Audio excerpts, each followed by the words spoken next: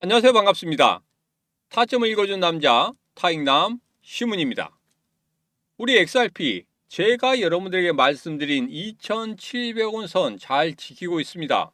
그렇지만 제가 두려워하는 게 하나 있었죠. 바로 19일 일본의 금리 인상, 이 부분이 우리 시장에 충격이 크게 올 수도 있다, 이렇게 말씀드렸습니다. 오늘은 일본의 금리 인상 이후에 우리가 주의 깊게 지켜봐야 할 딱 한 가지 지표가 있습니다. 그 한 가지 지표만 본다고 하면 여러분들 거기에서 모든 힌트를 얻을 수 있다는 겁니다. 그리고 그 힌트 속에서 우리가 매수의 타점을 잡을 수 있는 그 자리 분명히 확인할 수 있다.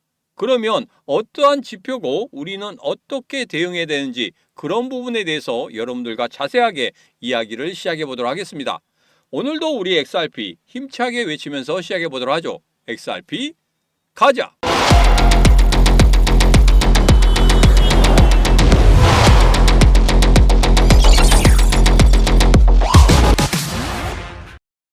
자, 제가 지난 영상에서 그리고 텔레그램 방과 노란톡방에서 여러분들에게 이런 말씀 드렸습니다. 일본의 금리 인상, 아무도 언급하지 않은 숫자들, 여기에도 정말 중요한 내용들이 있다, 이렇게 말씀드렸죠. 하나씩 살펴보도록 하겠습니다.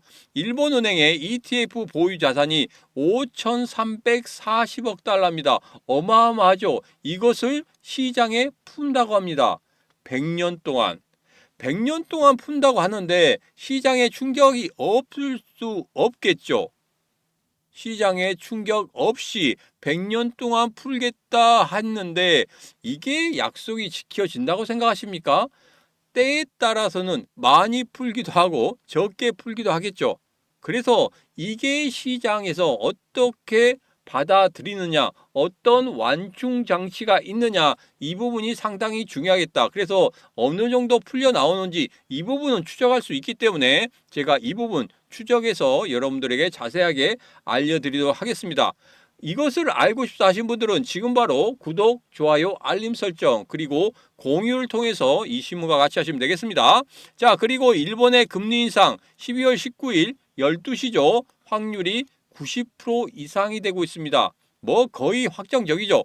새로운 금리가 된다고 하면 0.75%가 됩니다. 1995년 이후에 최고치가 된다고 하죠. 그리고 2026년까지 1%까지 금리 인상을 한다고 합니다. 그러면 내년에 0.25%포인트 금리 인상을 한 번 더 한다고 합니다. 그렇다고 하면 시장의 충격파 이번에도 크게 일어나고 그 다음에도 크게 일어나냐? 그것은 아닙니다. 이번에 한번 충격파가 일어나고 난 이후에는 그 다음에 금리 결정은 그렇게 크지 않을 것이다. 저는 그렇게 예측을 하고 있습니다. 자, 또 하나 여기 있습니다. 일본의 미국 국채 보유액이 1조 1,890억 달러, 최대 보유국이죠. 이전에 트럼프 대통령이 일본에게 국채를 사라고 강요를 했던 거 여러분 기억하시죠? 중국에서는 계속적으로 미국 국채를 팔고 있고 다른 나라도 팔고 있으니까 누군가 사줘야 되는데 누가 사줄래 하다가 압력을 넣은 게 일본이었고, 일본이 미국 국채를 울며 겨자 먹기식으로 샀습니다. 이제는 미국 국채를 풀려고 하고 있다는 거죠. 자, 시장에 미국 국채를 푼다. 이것도 시장에 영향을 크게 줄 수 있습니다. 자, 여기에서 가장 중요한 게 이겁니다. 일본의 금리 인상이 최근에 있었어요. 그때 우리 비트코인은 어떻게 됐는지 그 부분에 대해서 살펴보면 이렇습니다. 24년 3월 달에는 우리 비트코인이 23% 하락했습니다. 7월 달에는 26% 하락했어요. 2025년 1월 달에 금리 인상할 때 31% 하락을 했습니다. 12월 19일 이후에는 과연 어떻게 될 것인가? 제가 예측하기에는 어느 정도 시장에 충격을 줬었고 시장에서 미리 선반영한 게 아닌가, 이런 생각을 하고 있습니다. 왜? 11월 달부터 12월 달까지 계속적으로 하락을 하고 있었기 때문에. 그런데 여기서 한 가지 중요한 점이 있습니다. 이게 선반영됐는지 아닌지 같은 경우에는 우리가 확실히 알 수 없다는 거. 왜? 엔캐리 청산 이 물량이 과연 얼마나 되는지 우리가 추측을 할 수 없다는 소리입니다. 그게 가장 무서운 거죠. 만약에 우리가 거기에 대해서 좀 대비할 수 있는 방법이 없느냐 이렇게 말씀하신다고 하면 딱 하나만 보시면 됩니다. 바로 달러와 엔화의 그 흐름입니다. 이게 150 이하로 떨어지면 마진콜이 발생합니다. 150 이하로 떨어진다는 얘기는 바로 엔화의 강세겠죠. 1달러가 150엔이었는데 1달러가 149엔으로 된다고 하면 엔화가 강세를 보이고 있다. 엔화를 빌린 사람 입장에서는 엔화가 강해질수록 빚이 더 커지겠죠. 그렇게 된다고 하면 어떻게 되겠습니까? 거기에 마진콜이 발생할 수도 있다는 겁니다. 이 마진콜이 발생한다는 건 이겁니다. 담보 가치가 일정 수준 이하로 떨어지면 추가 증거금을 요구하게 되죠. 그 증거금을 내지 못하면 강제 청산을 당하게 되는 겁니다. 이게 정말 무섭다는 겁니다. 무작위로 그냥 무작위로 나온다는 거예요. 자, 여기에서 제가 150에 대해서 이야기한 것은 바로 이겁니다. 왜 이 150이 중요하냐면 일본 정부의 개입, 경계선입니다. 개입할 수 있는 경계선이에요. 그리고 대형 헤지펀드의 손절 라인이기도 하고 옵션과 파생 상품이 집중적으로 있는 그런 구간이기 때문에 그렇습니다. 그래서 150 이하로 떨어지면 절대 안 된다. 자, 그리고 150 이하로 만약에 떨어졌을 경우에 우리 시장에 어떤 영향이 있을 것인지 그 부분에 대해서 살펴보면 비트코인과 알트코인 동반 하락할 겁니다. 특히 레버리지 비중이 높은 알트코인이 더 크게 급락할 수도 있다는 겁니다. 중장기적으로는 유동성이 재배치될 것이고 저점 매집 구간 형성이 가능하다는 겁니다. 이게 하나의 포인트란 말이에요. 중장기적으로 유동성이 재배치될 것이고 저점 매집 구간 형성이 가능하다는 거. 우리가 드디어 이것만 지내고 나면은 분명히 다시 한번 저점을 만들 수 있는 그 구간을 확인할 수 있고 거기에서 다시 한번 우리가 여유 자금이 있다고 하면 다시 한번 매수 타점을 잡아서 들어갈 수도 있다는 겁니다. 그것을 기다리자는 겁니다. 제가 어제 영상에서 말씀드렸죠. 고래들은 그것을 기다리고 있다. 우리도 그것을 기다려야 된다 이렇게 말씀드렸습니다.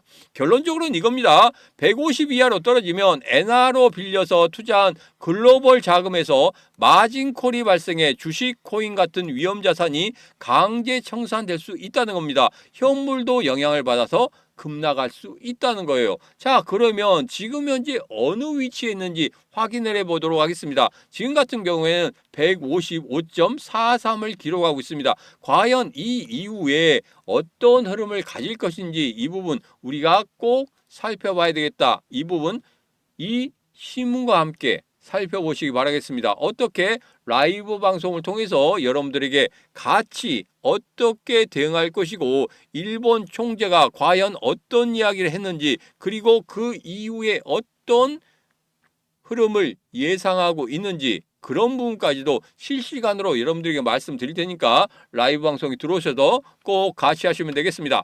12월 18일 그러니까 내일이죠. 소비자 물가지수 발표가 있습니다. 밤 10시 30분. 제가 어제도 라이브 방송을 하면서 여러분들 중요한 지표 발표한 다음에 어떻게 됐습니까?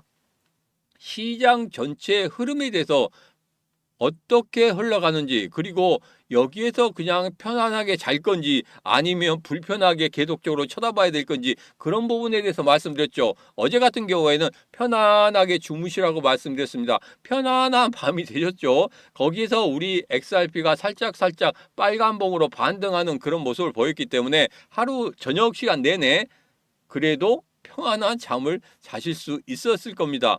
물론 많이 떨어지긴 했지만 어느 정도는 지금 저점을 만들어주는 그리고 제가 예상했던 2,700원의 저점을 지켜주는 그런 모습을 보이고 있었기 때문에 여러분들에게 그런 말씀 드린 겁니다. 자, 이제는 12월 19일 정말 일본의 금리 결정 이 부분이 상당히 중요하다고 했습니다.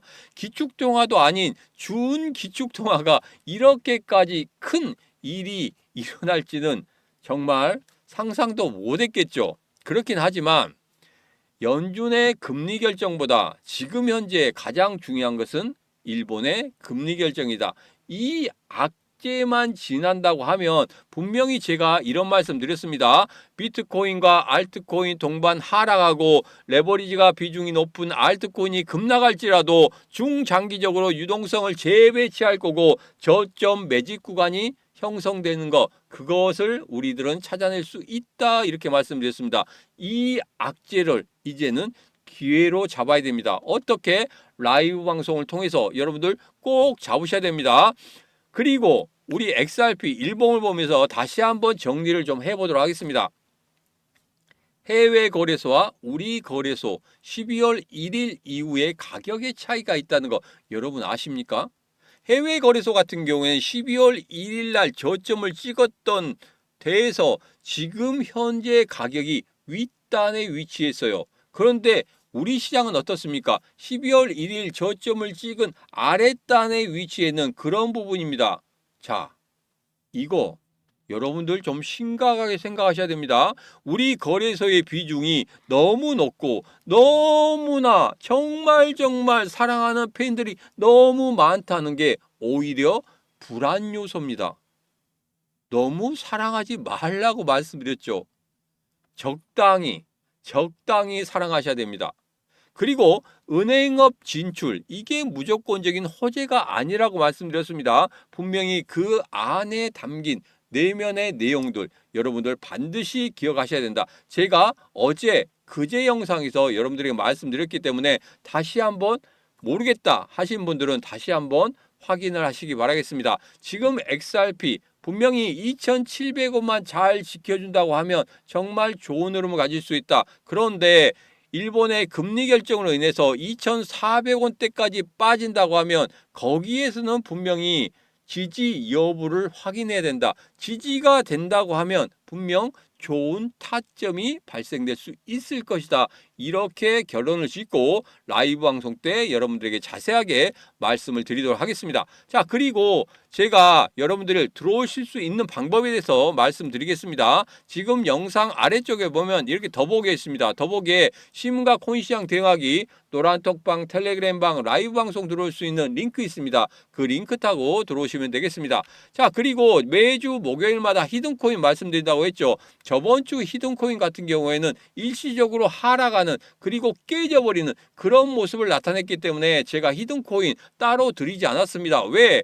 히든코인 정말 시장이 안 좋은데 히든코인 이것이 과연 여기에서 받쳐주고 저점을 받쳐주고 올라간다면 괜찮을 것 같은데 그것을 말씀드리고 난 다음에 얘가 깨트려 버렸단 말이에요. 그래서 여기에서 잘못 들으면 여러분들이 손해를 볼 수도 있다는 이런 생각 때문에 지난주 히든코인은 안 드렸습니다. 자, 그런데 이번 주 히든코인 같은 경우에는 그 흐름들을 전부 다 이겨내고 의외로 상승하는 그런 모습을 보였다는 거예요. 그래서 부자 삼선의 매수 신호가 다 나왔고 저점이 계속적으로 상승하고 있는 그런 모습, 그리고 이전의 저점에서 반등하는 그런 모습이 아주 강하게 나오는 그런 모습이었습니다. 자, 그래서 이 히든코인 제가 내일 오전 11시에 오픈을 해드리도록 할 테니까 노란톡방 텔레그램방에 들어오셔가지고 모두 다 받아가시고, 그리고 라이브 방송에서도 여러분들에게 말씀드리도록 하겠습니다. 라이브 방송도 꼭 들어오시기 바라겠습니다. 라이브 방송과 텔레그램방, 노란톡방까지 들어오시는 방법에 대해서는 영상 아래쪽에 보면 이렇게 더보기에 있습니다. 더보기에 신문과 코인시장 대응하기, 노란톡방, 텔레그램방, 라이브 방송 들어올 수 있는, 그리고 히든코인까지 받을 수 있는 링크 있습니다. 그 링크 타고 들어오셔서 이 신문과 같이 하시면 되겠습니다. 오늘의 영상은 여기까지입니다. 오늘의 영상 마음에 드셨다 생각하시면 구독, 좋아요, 알림 설정, 그리고 공유를 통해서 이 신문과 같이 하시면 되겠습니다. 오늘도 언제나 당신 편 타점을 읽어준 남자 다익남 신문이었습니다.